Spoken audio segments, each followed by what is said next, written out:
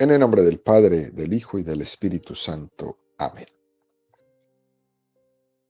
Ven Espíritu Santo, y llena los corazones de tus fieles, y enciende en ellos el fuego de tu amor.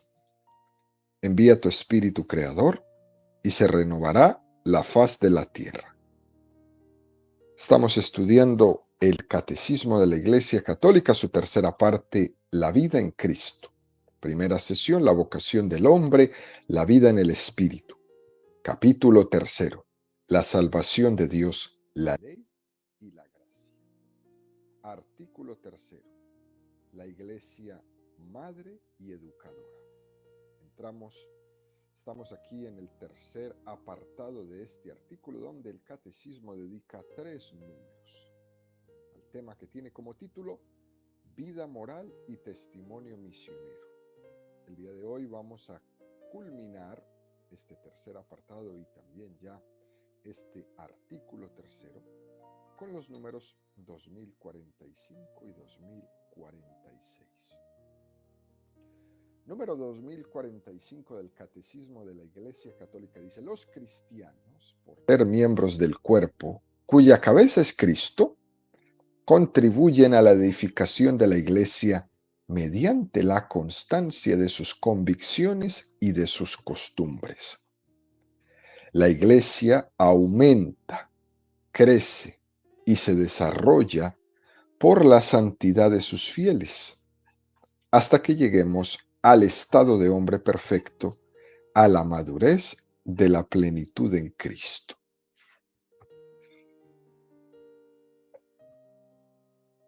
Es un número precioso este que nos regala el Catecismo en esta mañana, queridos amigos, donde el centro que encontramos es la imagen de Jesucristo propuesta como el hombre maduro, como el hombre perfecto. Él es nuestra cabeza, Él es nuestro modelo. Y ese modelo nos propone el camino que es vivir una vida de santidad. La razón de ser de la Iglesia es la santidad de sus hijos. Por eso es tan importante que a la hora de evangelizar, nosotros recurramos una y otra vez a proponer el testimonio de la vida de los santos. Somos conscientes de que nuestra vida no es la más santa como debería de ser. Somos conscientes de que muchas veces nuestras obras no autentifican la palabra que muchas veces predicamos en el nivel que debería de ser. Y por eso tenemos que echar mano y recurrir y proponer los ejemplos de los santos que nos han precedido.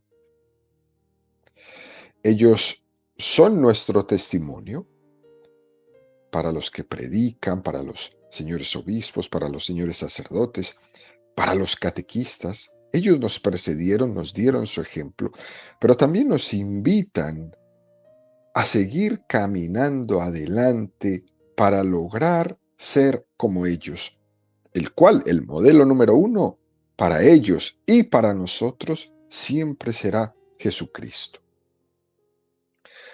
Y este recurrir al ejemplo de los santos constantemente es un buen signo evangelizador. ¿Por qué? Porque se trata de hacer de los santos nuestros amigos. Por eso en la catequesis de los niños cada semana no puede faltar la vida de los santos. Sea que el catequista se la lea, sea que le pongan un video, sea que hagan un comentario, lo que sea, pero el catequista tiene que echar mano de la vida de los santos y hacer los santos amigos de los niños, amigos de los jóvenes, de los adultos que estamos catequizando. ¿Por qué? Porque evangelizar tiene una parte muy importante que es mostrar el rostro de Cristo. Y es precisamente en los santos donde se puede descubrir más fielmente ese rostro de Cristo, ese rostro misericordioso, ese rostro humilde, ese rostro generoso, ese rostro trabajador, entregado sin reserva. Si vemos la vida de cada uno de los santos, vemos una parte de Jesús desarrollada de una manera humana ejemplar. Los santos no eran divinos, eran de carne y hueso como nosotros. Pero en ese amor que fueron desarrollando en su vida mientras pasaban por esta tierra, lograron en su cuerpo, lograron en su mente, lograron en su alma parecerse lo más posible a Jesús. Y en este número, queridos amigos, el catecismo nos propone un precioso texto sacado de la Constitución dogmática del Concilio Vaticano II, Lumen Gentium, que hemos mencionado tantísimas veces en este catecismo, en el número 39. Es un número que en cierta manera es como una especie de resumen del Concilio Vaticano II. Y este número, este capítulo, tiene como título La llamada universal a la santidad. Es un título espectacular. Todos los hombres en el mundo estamos llamados a la santidad. Dice este número 39 de la Lumen Gentium: la Iglesia, cuyo ministerio está exponiendo el Sagrado Concilio, creemos que es indefectiblemente santa, pues Cristo, el Hijo de Dios, quien con el Padre y el Hijo y el Espíritu Santo es proclamado el único santo, amó a su Iglesia como a su esposa, entregándose a sí mismo por ella para santificarla. La Iglesia es santa no por los que estamos ahí adentro, sino por su fundador, por Cristo que es santo. Por eso manifestamos: creo en la Iglesia que es una santa. No lo estamos diciendo por los papas que han habido en la historia, ni por los obispos, ni por los sacerdotes, ni por aquellos que han sido causa de escándalo, no. Porque su fundador es santo. Ahí se radica la santidad de la Iglesia. Porque su esposo es santo, Jesús. Él amó a su Iglesia como a su esposa, entregándose a sí mismo por ella para santificarla. La unió así como su propio cuerpo y la enriqueció con el don del Espíritu Santo para gloria de Dios. ¿Qué manera de cuidar Jesús a su esposa? La unió consigo, con su propio cuerpo, y la enriqueció. No la dejó sola, no la dejó abandonada, la enriqueció con el don del Espíritu Santo. Por eso hoy día, en medio de tanta confusión y de tanto escándalo, tengo que decir esto: solo se confunde el que quiere. Solo se confunde el que quiere. Porque la Iglesia está llevada, protegida y enriquecida es con el don del Espíritu Santo, no con la sabiduría de tal hombre o tal otro hombre o de tal papa no, no, no. Está protegida y enriquecida es con el don del Espíritu Santo. Por eso se confunde el que quiere. Y el Señor hizo eso para gloria de Dios. Por eso confundirse no es glorificar a Dios, es egoísmo puro, es buscarse demasiado a sí mismo. Como el discurso del hombre que anda por ahí en las redes sociales ahora, ¿no? Me voy de la Iglesia Católica. Te vas porque quieres, te confundes porque quieres, no entiendes porque quieres, te jactas de tanta sabiduría porque quieres. Pero como lo dijo San Pablo, tan sabios y de sabios se volvieron estúpidos porque quieren. Porque esta iglesia, Jesús la protegió y la enriqueció es con el don del Espíritu Santo, no de humano, para gloria de Dios. Continúa la Lumen Gentium y dice, por ello en la iglesia todos, lo mismo quienes pertenecen a la jerarquía, que los apacentados por ella, están llamados a la santidad.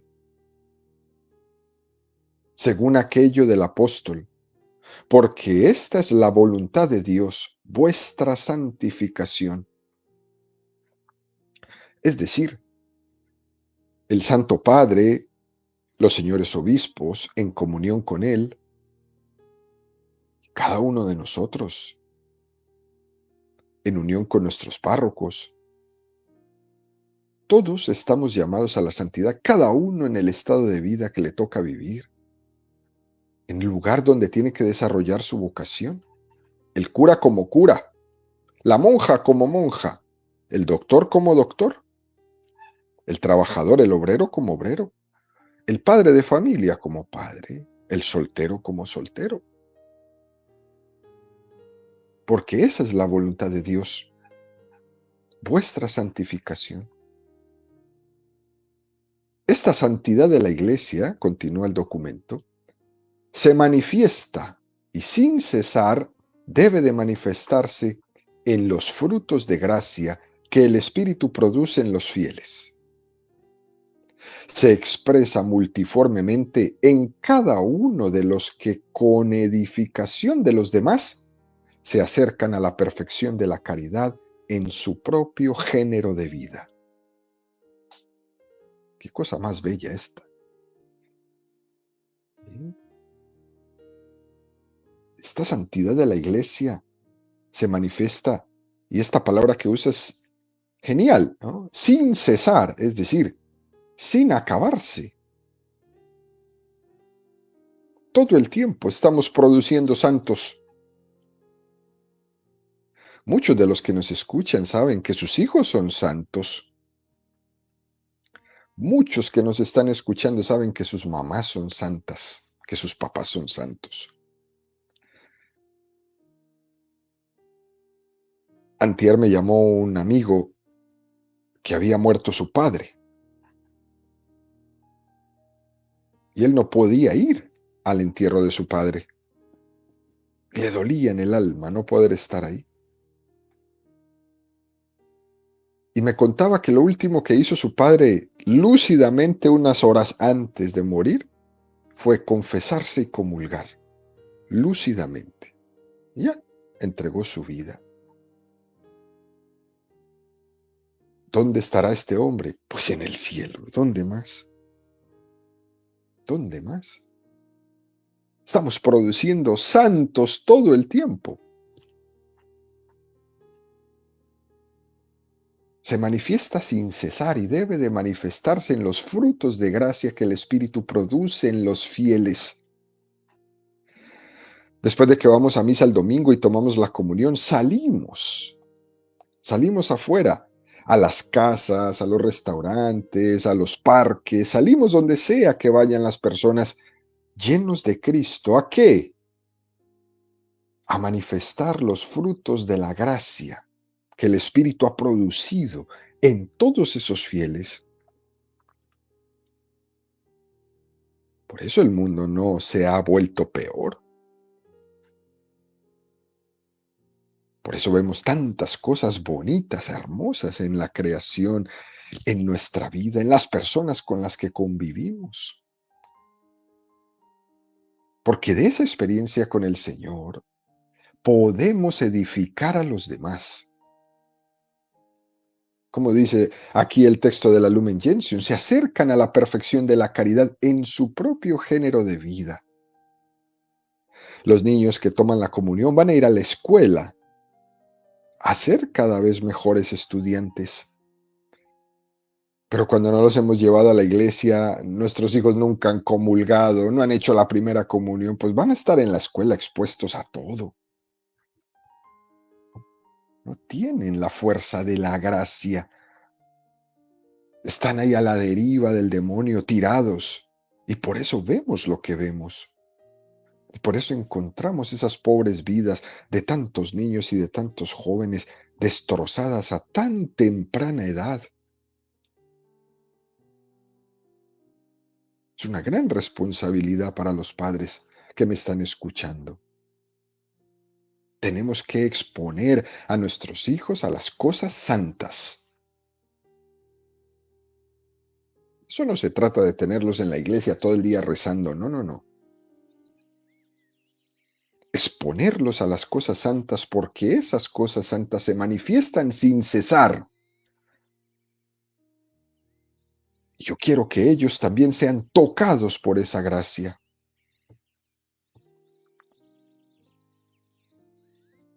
Continúa la Lumen Gentium y dice, de manera singular, aparece en la práctica de los llamados consejos evangélicos, pobreza, castidad, obediencia.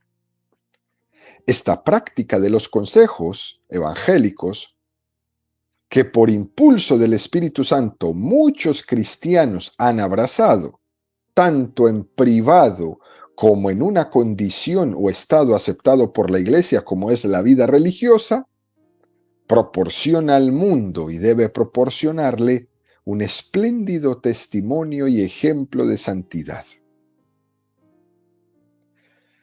Si el religioso ha hecho ante la Iglesia sus votos de pobreza, de castidad y obediencia, no necesariamente son unos votos para hacerlos él. También yo puedo hacer un voto privado de vivir en pobreza, de vivir en castidad y de vivir en obediencia. Algunas veces necesito de ese voto para ser obediente con mis superiores. Uno se encuentra cada rato gente que es rebelde por sí misma. Y les parece eso muy bonito, ser rebelde con todo. Son rebeldes en sus casas, son rebeldes con sus parejas, son rebeldes con sus jefes, son rebeldes con las normas del Estado, son rebeldes con la iglesia, son rebeldes con todo. ¡Qué decepción de vida! Algunos de ellos llevan 30 años de rebeldes y ya no pueden ni siquiera con su rebeldía. Quedan aburridos, tristes ahí, tirados. Oye, ¿qué pasó con toda esa rebeldía? Muchos de los jóvenes que fueron rebeldes desde su adolescencia llegan ya a la edad de la madurez, a los 28, 30 años, yo qué sé, ¿no? Y dicen, pero ¿yo qué hice durante todo ese tiempo? Pues ser rebelde sin causa, hijo. Si te hubieras dejado, mejor de ser tan rebelde, te hubieras dejado tocar de la gracia, tu vida hubiera sido y sería en este momento muy diferente. Hay veces debemos dejarnos tocar de estos consejos evangélicos. ¿Cuántas personas han perdido la vida por quizás no haber hecho un voto privado de pobreza? Por querer ser ricos en 5 minutos y ahí pierden su vida. Por querer tenerlo todo en 5 minutos. Y entonces ahí van y se meten en el narcotráfico, van y se meten en la trata de blancas, van y se meten. Y ahí pierden la vida, literalmente, ahí los matan. Todo por querer tener $5 más. Hay veces los consejos evangélicos nos invitan a vivir una vida en pobreza, que no significa una vida en miseria, sino una vida en pobreza, que lo que tengo no me apego a ello, porque lo que tengo me lo ha dado Dios como una gracia, como un don, para que lo cuide, para que lo trabaje, para que lo administre, y yo aprender a vivir con ello sin apegarme. Todo el que se ha enloquecido a enriquecerse fácilmente sin que eso le cueste trabajo, esfuerzo, sacrificio, formación, pues sabemos en dónde están ahora. Abrazar estos consejos evangélicos y convertirnos para los demás en un espléndido testimonio y ejemplo de santidad. Es interesante uno darse cuenta, por ejemplo, de personas que Dios les ha dado el regalo de tener muchos bienes. Qué belleza es cuando vemos estas personas que tienen sus bienes, que los administran bien, que los cuidan, pero que no están apegados a ellos. Es supremamente bonito. ¿Y dónde se expresa? En que los comparten.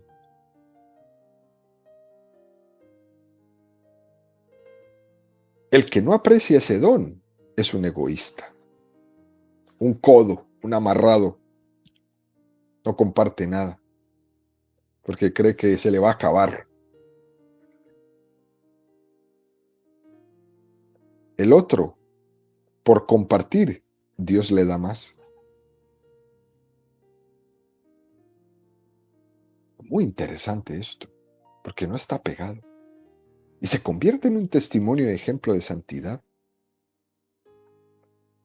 para todos.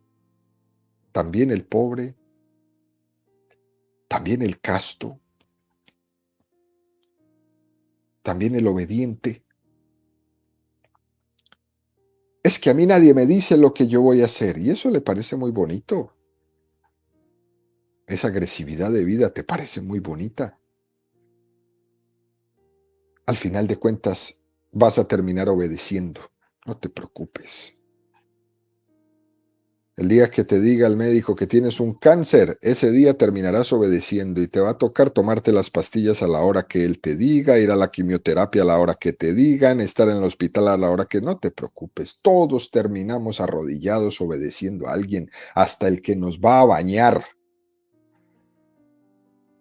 Así que no vale la pena vivir toda una vida pretendiendo uno ser el mandamás de todos, porque al final terminarás arrodillado de alguien. Es mejor cultivar en nuestra vida esta virtud tan preciosa que nos propone la Iglesia de la obediencia, para que no me cueste en el ejercicio poco a poco y cotidiano de ser obediente en las cosas pequeñas, no me va a costar después en las grandes. Igual la pobreza, igual la castidad.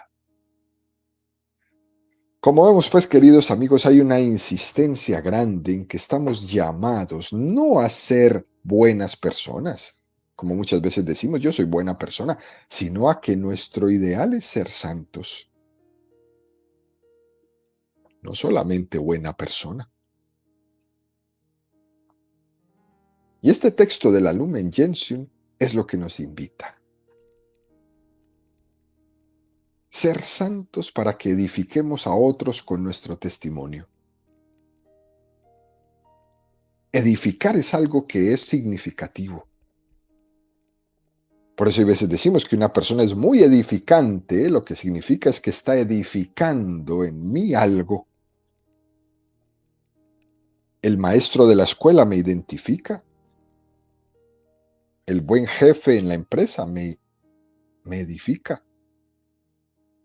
La persona piadosa que va a la iglesia a encontrarse con el Señor, su silencio, por ejemplo, su fervor, me edifica. La persona que me atiende en el lugar cuando voy al banco, cuando voy a la tienda, me edifica. Y uno se queda impactado y dice, bueno, pero qué amabilidad con la que usted atiende. Su sonrisa, su genio, su buen porte, usted me edifica. Es importante, queridos amigos, edificarnos unos a los otros. Y en los santos, edificar significa ayudar a construir en el otro la imagen de Jesucristo. Porque usted con su trabajo, con su identificación, me está haciendo creer en Él. Usted con su palabra, con su predicación, me está haciendo creer en Él.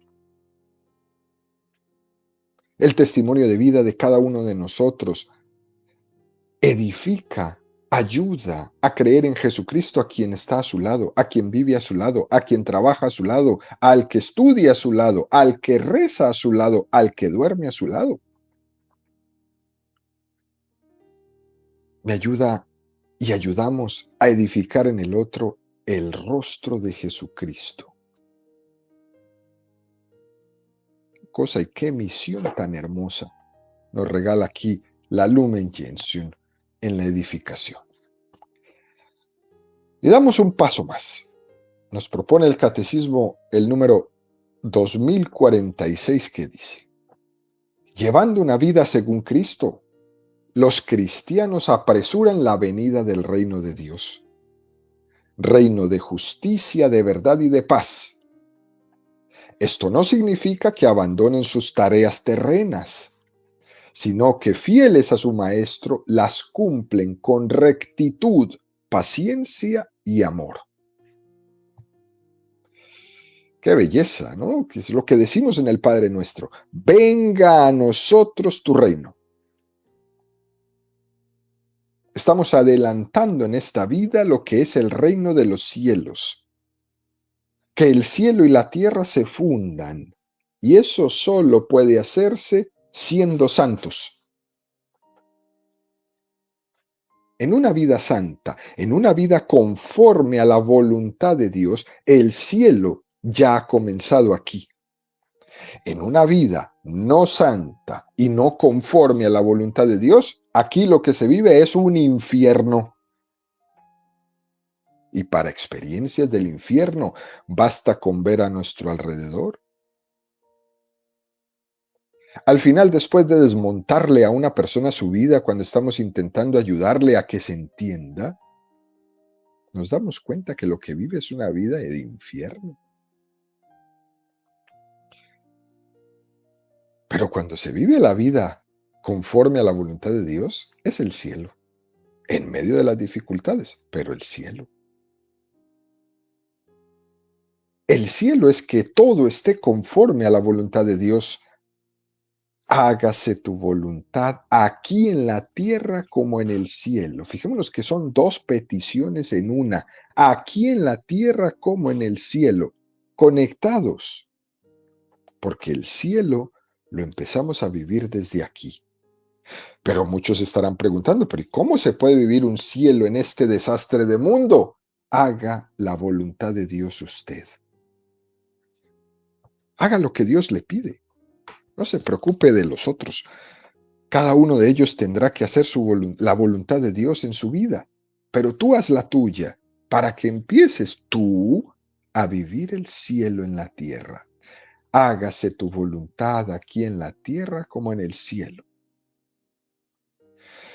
Fíjense, queridos amigos, es que muchas veces se ha confundido el reino de Dios, pues con una especie de valores de justicia social. Que por supuesto nuestra fe católica habla de que nuestro esfuerzo y nuestra lucha es instaurar el reino de Dios. Y eso también supone una lucha por la justicia social, claro que sí, pero no se puede identificar una cosa con la otra.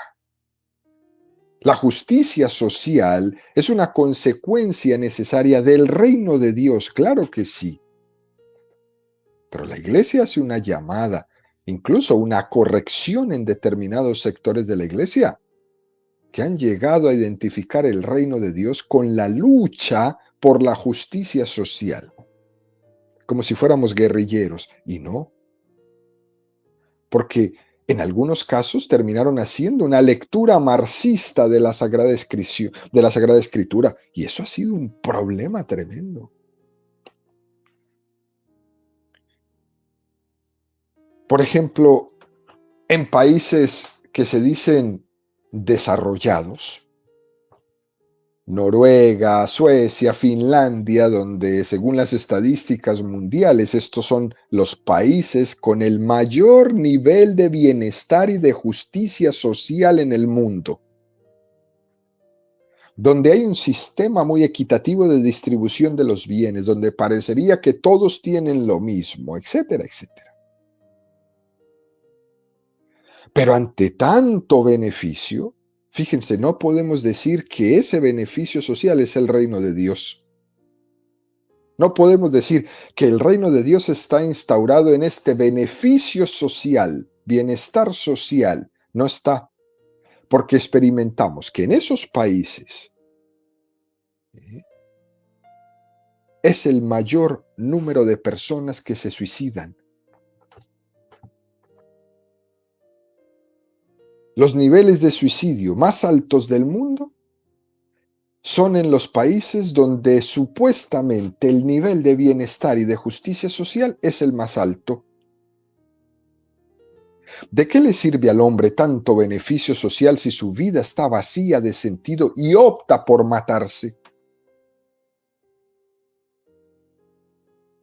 Lo que quiere decir que el reino de Dios, que la respuesta es que el reino de Dios prioritariamente es y está en la santidad, no en tener muchas cosas y todos tener muchas cosas y tener sanada la economía y tener sanada lo que vamos a comer y tener su sanada la electricidad y la recolección de las basuras y el cuidado del medio ambiente, que todas esas cosas son importantes, claro que sí, pero una vida que no es santa te lleva a matarte, a quitarte la vida. Y tienes todo. Entonces, ¿por qué te la quitas? Es el misterio de no tener a Jesús en la vida. Es el misterio de no haber escuchado que has sido perdonado. Es el misterio de no haber entendido que Cristo ha resucitado y que me va a resucitar. Y no centrar mi vida únicamente en un nivel social elevado, donde todo está a mi disposición, pero sin sentido por el cual vivir. Por eso el reino de Dios supone vivir en gracia de Dios, no en cosas materiales todas solucionadas. Pero para vivir en gracia de Dios, el principal problema que tenemos, el mayor obstáculo, es el pecado. El pecado es el obstáculo más grande para la llegada del reino de Dios, no el ser pobres o el tener un montón de retos que tengamos que como sociedad pasar, ¿no? Superar, porque lo vemos en aquellos países donde esos niveles sociales están pasados, están superados, la gente no tiene a Dios y se mata.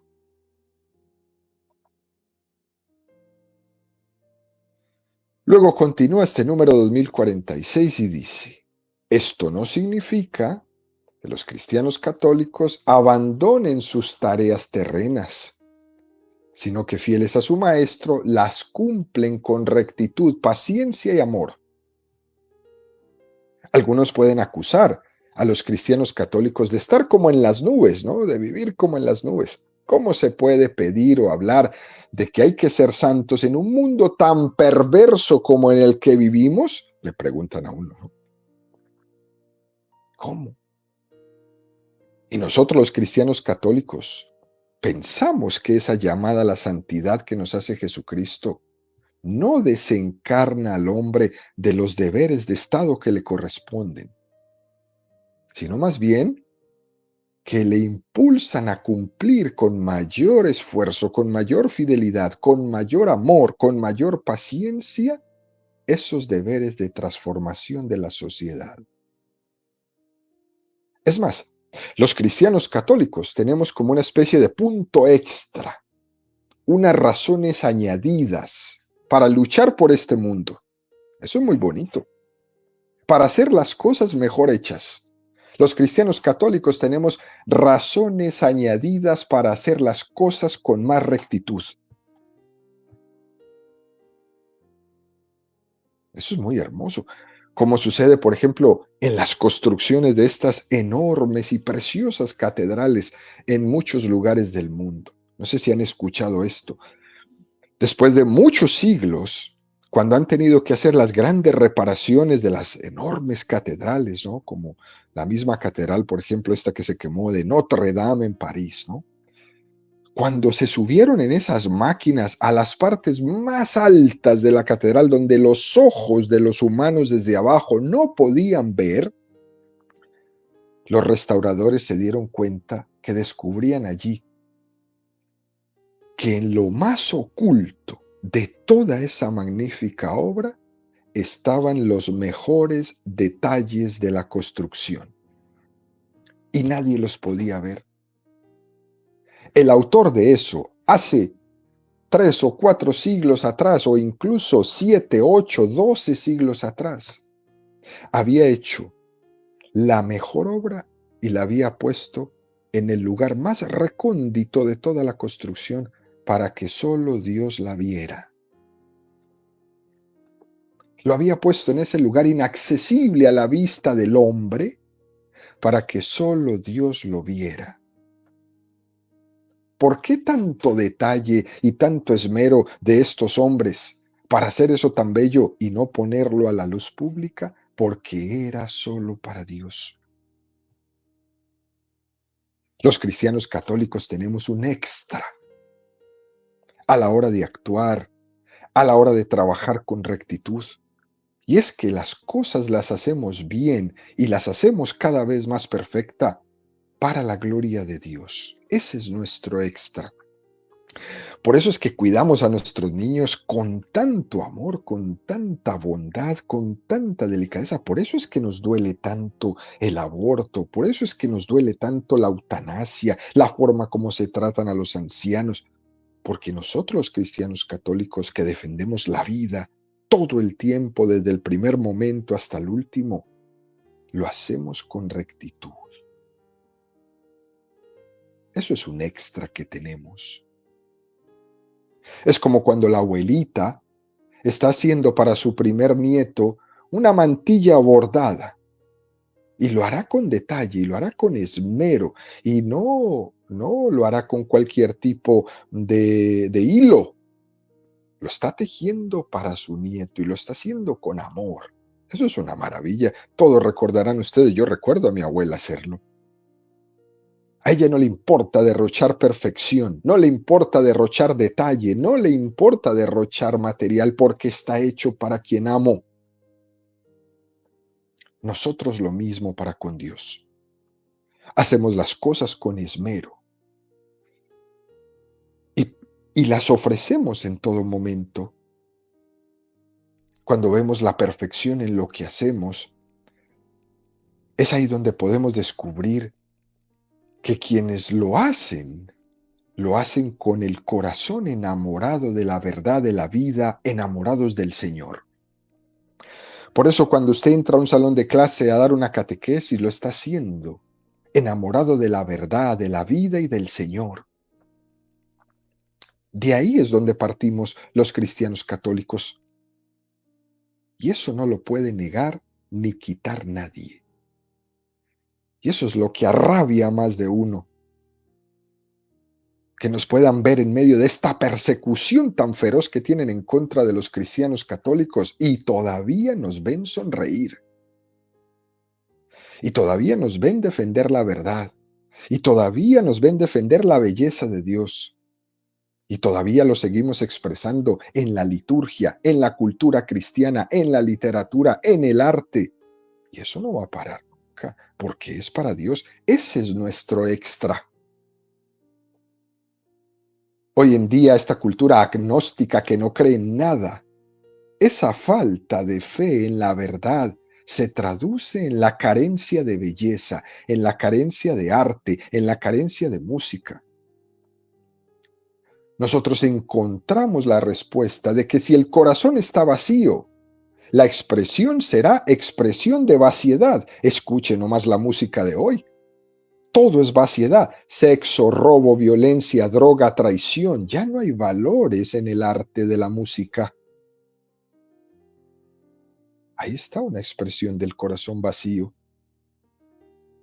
Y el catecismo ante todo esto nos dice a los cristianos católicos, pero no importa, sé paciente, porque estamos construyendo el reino de Dios. Y lo estamos haciendo con belleza, porque es para Dios, así como esos constructores antiguos, porque es para Dios. Al final, queridos amigos, 3 razones añadidas que nos cita el catecismo. La primera, una razón añadida para orar con más rectitud. La segunda, una razón añadida para orar con más paciencia. Y la tercera, una razón añadida para orar con más amor. Y concluimos, ¿no?, con lo que nos enseña este número 2046 del Catecismo. Tenemos que apresurar la llegada del reino de Dios con nuestra santidad.